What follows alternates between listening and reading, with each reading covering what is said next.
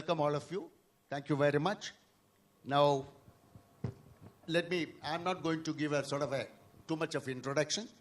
In the course of your discussion, you can talk about your strength and how to go about. The main subject, as Kumar says, that after the floods, we went through a very bad patch. How agriculture can be worked out, isn't it? How to go about after the floods to give more support to the state, because almost 60 to 65% people depending on agriculture. I think the government as well as the people should not ignore agriculture. Am I right? So I would request Jose Jacob. He is having a company called Homegrown Biotech. Something I feel it's very good when the prices of rubber is bad, plantation crop is bad. Here is a friend of ours. Vice Chancellor now. Here is a friend come out with new planting materials and new crop. I think that's going to be the future for Kerala. Please explain. Good evening, everyone. Thank you for this opportunity given extended to me. I would start with the strength of Kerala. Doctor, come. Please come. Dr. Chandra Babu, Vice Chancellor, Agriculture University.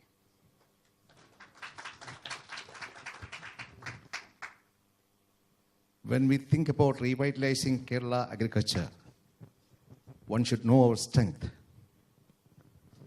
And Kerala has a unique agroclimate termed warm, humid, tropics, which is explained as a temperature range of 22 to 36 degrees Celsius, a relative humidity between 65 and 100 most of the time, number of rainy days not less than 120 days annually, and rainfall more than 200 centimeters a year. Such a climate is called warm, humid, tropical climate, which is very unique to our state. And any revitalizing program, when we plan, you should leverage on our strength of this unique climate. See, when I say this climate prevails only less than 2% of the landscape of the country, almost the whole of Kerala, and maybe a narrow stretch along the western Ghats of Karnataka. So we have to look at it or in the backdrop of other major food crops like mango or citrus or lychee.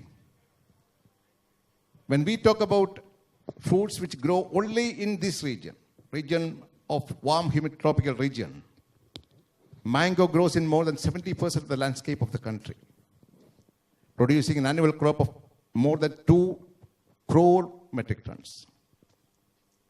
And citrus for mandarins or orange or whatever, that citrus variety produces more than 1.27 crore metric tons from almost 65 to 70% of the landscape of the country. They are cultivable land. I'm talking about the cultivable land of these fruits. Whereas in lychee, take the case of lychee, it's almost 35 to 40% of the landscape could be cultivated with lychee. But compare it with these 2% of the landmass, which can cultivate these kind of fruits like rambutan, mangosteen, durian, longkong, mami sapote, and the long list follows. So this is the USP of Kerala. If what Kerala produces cannot be produced by other 26 or 27 states of India, it is high time that we should concentrate on such products, which we can do. We can produce the world-class or the best quality produce in the world, comparable to any country, like Thailand or Southeast Asian countries which usually produce this kind of crops. So the second advantage, that's advantage number one. The second advantage is within this 2% land mass, there are 4 distinct natural fruiting seasons in the state, including Karnataka. Like Wayanad is one season, Idiki is another season for the same crop, for the same fruit. And rest of Kerala is a third season.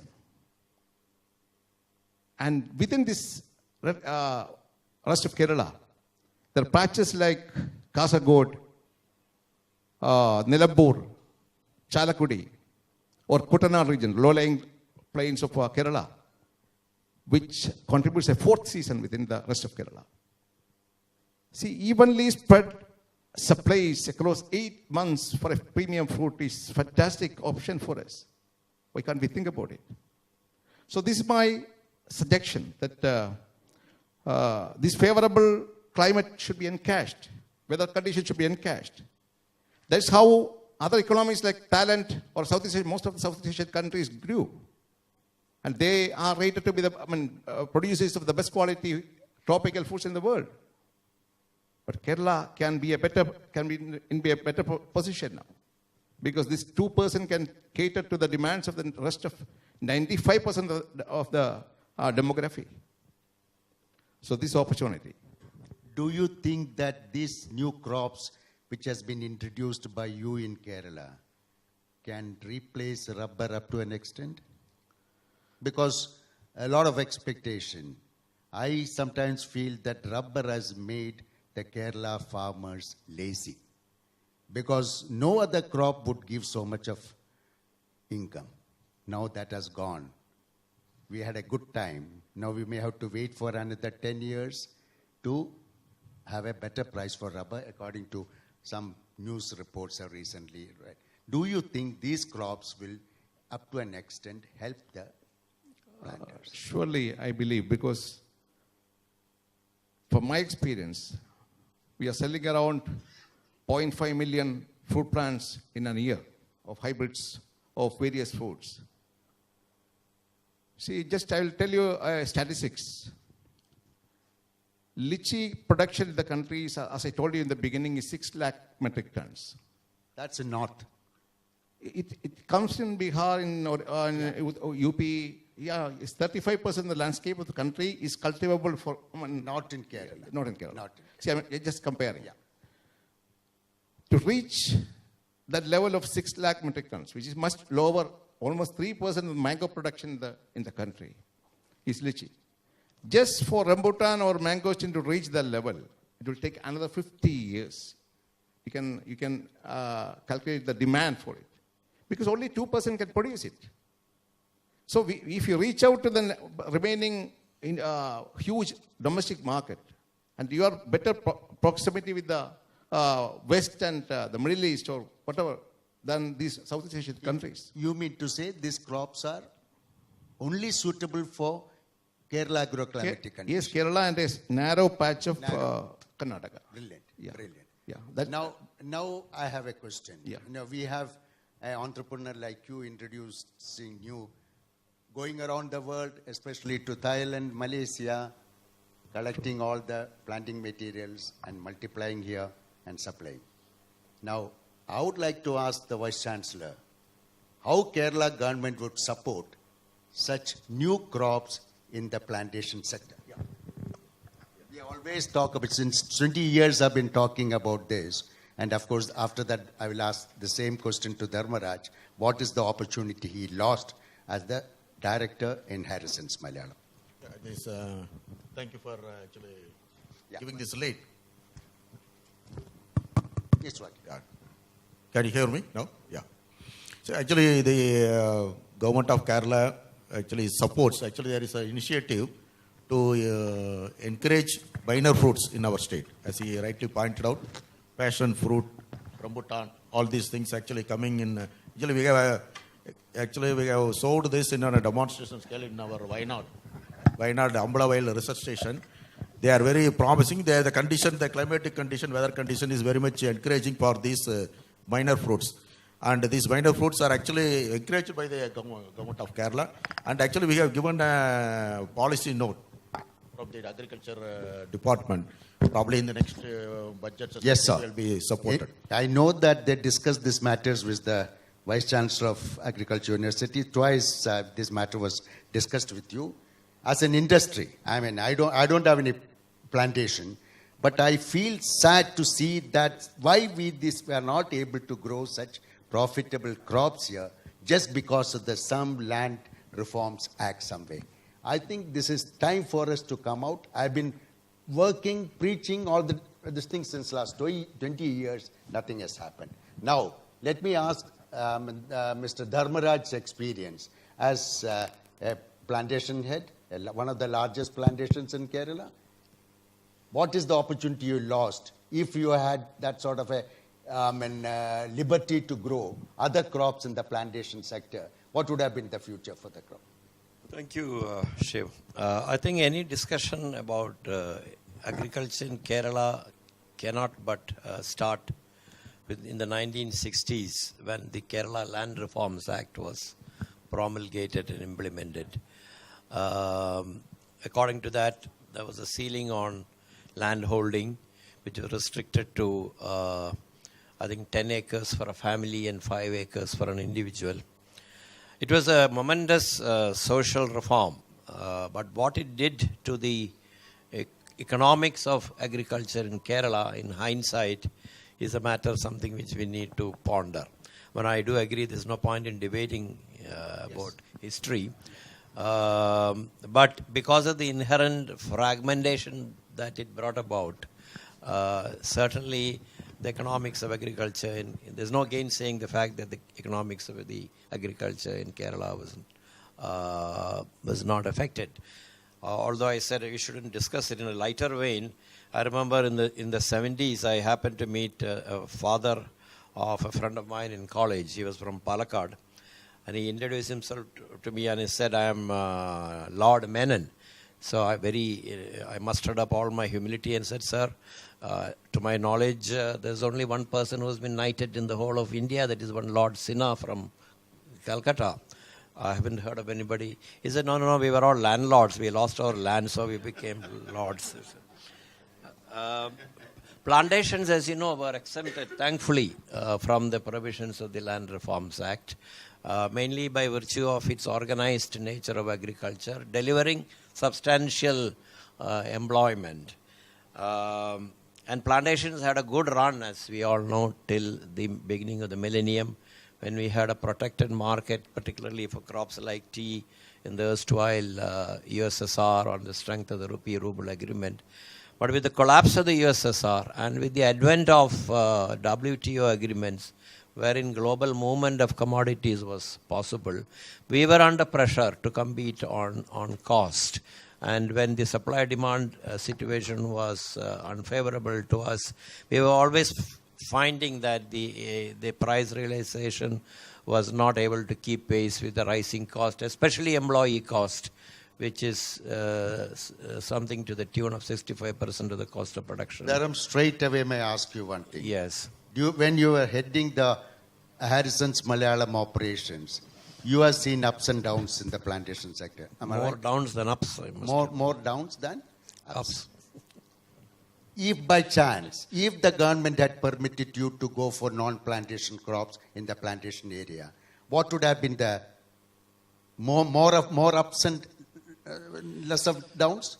The financial, I'm talking from a corporate perspective of a company that is listed in the stock market. The financial credentials of any plantation company is fundamentally driven by the land value, because land, it's being a land-based asset. The land value forms of a big part of the financial viability of a plantation business. And where does the land value come from? Land value comes from your transaction ability of the land. Now that's no longer a reality in Kerala situation. You cannot sell an estate any longer. No, I'm talking about so what I'm saying is, therefore, operating margins alone must sustain the financial value of the business. I feel and that cannot be done in an industry where there are as many as three factors which are beyond your control. Yes. The crop is beyond your control because you are rain-fed and your climate-led and climate change impacted, from an agri-ecosystem point of view. You have no control over that. You have no control over your price because you are operating in a commodity market. You are at the lowest end of the value chain, so any increase in cost you cannot pass on to the consumer. And thirdly, you are talking about an industry where 65% of your cost of production is wage and wage-related cost, and typically in any other industry it is not more than 15%, and you have no control over the wages. It's no longer commercially determined; it is politically determined. Okay. So the only way to come out of this is to augment your incomes by incorporating other crops into your mainstream activity. Exactly. And I know, Shiv, you for one has been championing this whole business of 5% cultivation of medicinal and other crops and plantation tourism. Even 5% permission. I think the planters have to go to the panchayat and Yes, the clerk. thankfully it has been agreed in I mean, principle. yes. But because of bureaucratic hurdles like what you're mentioning because right the now. decision makers here. One That's hopes- the reason I want the Vice Chancellor also to. One hopes, having said that, to be fair to the present government, one hopes that the new thrust on single window approach, etc., will facilitate these matters to a large Doctor, I feel very sad when I had to buy strawberries grown in Sri Lanka, not here. The strawberry what you buy from Lulu Mall, it comes from Sri Lanka. When you can grow the same crop, a better crop in Kerala. Why we are not able to do this? I have a feeling whichever the government should permit the farmer to decide the crop. Am I right? We do actually agree with it. This is something, as Sir has rightly pointed out, let us not actually go and look into the bad aspects of the past. Always we can debate on those things. But now I think we are open. Yes. And it is the decision should be participatory. Okay, it is not something like top-to-down approach. And we are actually willing to have this kind of down-to-top approach. That's how the policy direction is going. We are actually, right now, we are very open. And the government is also very receptive to our ideas. And even the recent, I think, for the past, I was in 15 days, each crop we are actually working very closely with the government, and the university is giving a policy direction how to revive the agriculture, right from, each crop, coconut, like that, Yes. Even rice, everything we are actually drafting. So actually, earlier also with Shivdas, Menon, I have told, I am actually open for ideas. Yes. So we are not having any rigid ideas or preconceived ideas which we don't approach. So what your requirements from the corporates, we are actually, we will like to build it into our policy note, and we will. Certainly. And jointly we can actually sensitize the government and policy makers. That's right. And all are actually, from the Agriculture Minister, APCR, they are very, very receptive and open. And whatever we want to do, it should be helpful to the farming community. Exactly. That is our mandate. And we also see great scope in bringing in minor fruits in our state. That's how all our R&D efforts, even the State Horticulture Mission, supports bringing in and giving the saplings, high quality material to the farming community. So we are with you. So I think let us not beat the past. And this is, we are very open. I think we are very positive. And whatever you want to give, go into the direction, I think we can collectively work out that draft, and we can give it to the government. And we are very helpful. We can come along with you, or we take you along with us. PPP. That's what I'm telling you. It is participatory throughout the world. Now it is participatory.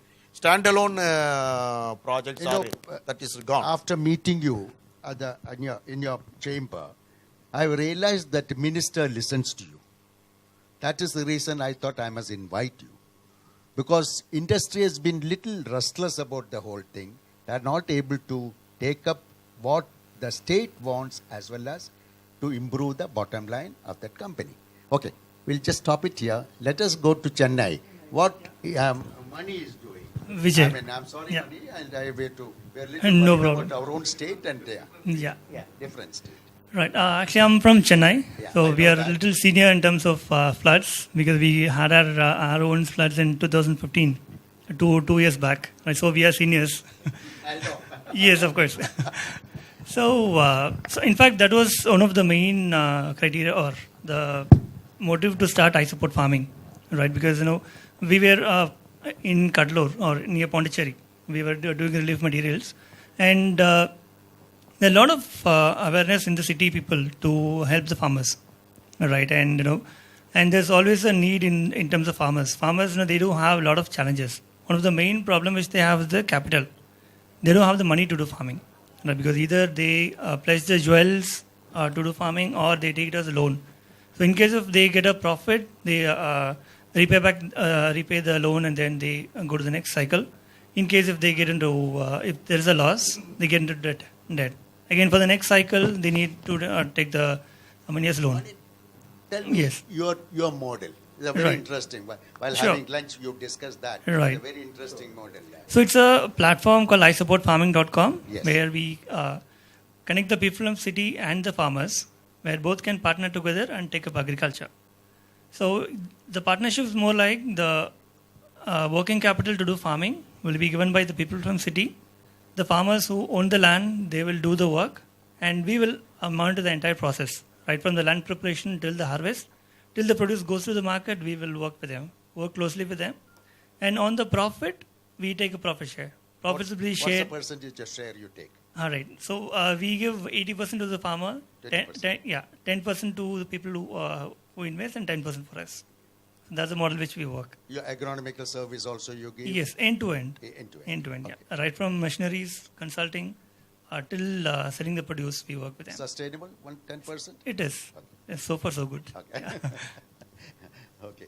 Now, Jose Jacob, what is your plan? You are doing a great job. I understand you have a state-of-the-art nursery there. Jojo was mentioning, I would like to come and see you one day. But the thing is, will you be able to supply planting materials to people, those who want to cultivate your crop, which has been brought from other countries? Is it possible? Yes, surely You it's can possible. But One of my friends here sitting here is slowly getting into agriculture, a large company. So I would like to know whether I can recommend your planting materials there. yeah, of And course, so that- we propagate plants of exotic plants from different regions. We import it officially and propagates here. So it is possible. Are you doing tissue culture? No, tissue culture is not practical for perennial crops like rambutan. It's many annual crops like plantain and other things is possible. We have tried, but it is not. I see. Okay. Yeah, I think first of all, what is required for the time when we talk about tropical horticulture, we need to have a model to work on. So either it can be on our own model, but that will take so much of time, years of research, time and patience and trials, and see, it's a long procedure. Or else the best way is that there are leaders who have already established their own models in the similar agroclimatic regions of Thailand and Malaysia. You can just emulate such a model here. So that's what I propose because we're getting late for these opportunities. So I would, if I have time, I will explain two most aggressive models for tropical agriculture. I think you can. Yeah. Yeah. I wish to mention about Thailand. Thailand has evolved a model for tropical fruits almost 4 decades back by the then king Rama II. He was the most aggressive king, ruled Thailand for 70 years. So he's transformed the whole of Thailand into a heaven for tropical fruits like durian or rambutan or mangoes, all kinds of fruits. His detailed survey of knowing the microclimatic conditions of his country in different provinces. And upon strength, he introduced from other Southeast Asian countries like Malaysia or Borneo, Malaysian side or Indonesian side, or from South America, various tropical fruits. And he planted in different provinces of the country. And upon evaluating the performance, the best quality fruit were supported by the government, on the basis of quality and performance, productivity and the seasonal advantage. All these things were considered. And that particular province was supposed to grow that particular fruit. So that not all provinces grow all fruits. Rather, a group of provinces produce maybe a group of fruits. And those provinces are known by those fruits now. Yeah, cluster, yeah. So all research, can you imagine a situation where a district like Kottayam has got a rambutan research station in the midst of farmers? So the thing is that this brings in a lot of economies of scale and also a lot of synergies associated with that, like processing industries flourish in that particular area, massive storages and post-harvest technology come in place, value addition happening one side, and farm tourism at its best. See, I'm a durian enthusiast. So I know where to go in Malaysia, in Penang, or where to go in Thailand, Chandaburi. And I want to highlight one thing. A small province like Chandaburi in southern Thailand is exporting more than 1 billion worth of durian. A small district, even smaller than Kottayam. Why this focus was given? All research facilities are there. Farmers are given technical support. Financial support is given. See, that came out to be an excellent model for development. Yeah, people from agriculture universities visitors. Yeah, we give them all the exposure there. Yeah. Sure. Yeah. We are actually encouraging the industry participation into academia.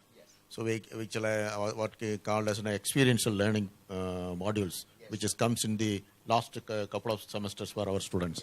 So we want to actually place the students at their industries of choice, okay, or what the product they want to develop. So it is a mutual way of actually learning. So we can train our students in because one of the the lack or limitation from our students is that they are not industry ready once they graduate. So this kind of a finishing school kind of a thing we can actually build into campuses of academic institutions with the support of private industry. One of the reasons that agriculture graduates don't start something on their own is that they all get jobs in banks where they can sit in the air-conditioned rooms. I think we are wasting, training them for agriculture. They do all non-agriculture job they do in the banks. Correct me if I'm wrong. I think this because they don't know what else to do. They don't know what are the other things what they can do in agribusiness. That may be the reason. Yeah, I would like, and this is general tendency, not only with, in anywhere if you see the percentage of students actually trying out into entrepreneurship immediately after the studies, it is now increasing gradually, okay, over the years now. But in an agricultural school, it is something like, they want to remain in a comfort zone, okay. I'm talking of the students of the past age. But now the things have changed. Now the entrepreneurship and the innovation are actually taught in the schools itself. And we are actually promoting, encouraging this entrepreneurship among the students. And each college now, is we say like in IITs, we want to start an entrepreneurship training center in all college campuses. And some of the students actually, this should come with their blood itself. We cannot actually force a student what line he should actually follow. So those who are having the talent, aptitude towards entrepreneurship, we nurture them. We handhold them so that we can give the training, link with the private industry. And we are working like that, and I think we will invite the people to the universities for a joint discussion for that matter, and take it forward. Of course, Sure, an yeah. advisor in that plantation. And naturally now when they go in for such exotic cultivation, they require trained people. So that sort of a training can be given in the agriculture university. Tell me your model here. Right. After the floods, can we adopt something like what you have done there in Chennai? Sure, we can. Actually, before that, I wanted to compliment what he was saying, how it's happening in Chennai or in Tamil Nadu. Okay. So there, if you look at, there are a lot of research happening in terms of agriculture. But the thing is, it's not going to the end farmer. Because here we are talking about the corporates, right? But how about the end farmer? There's a lot of research which are happening in the research stations. So is it happening? Is it going to go to the end farmer? So is there any... Yeah. is something like, this is a normally a complaint we receive from everybody, not only if you go to CSIR Institute, the people will say. But in the agriculture, if you see, I'm actually, for your information, I served in Tamil Nadu for 38 years. We actually encourage the entrepreneurship in a larger scale throughout the university. ICR is actually launching a project through RKVY in the recently, it is a few weeks from now. In the agriculture, if you see, unlike in other fields where actually we go for patents, protect our IPR first. But only in agriculture we don't actually, especially in the scientists from the public institutes, patent is of a recent, it is in a nascent stage yet compared to CSR institutes, IITs. All our R&D products immediately reach to the stakeholders, mainly the farming community. I would say, if you, for example, roughly around 26% of our R&D products are in the field.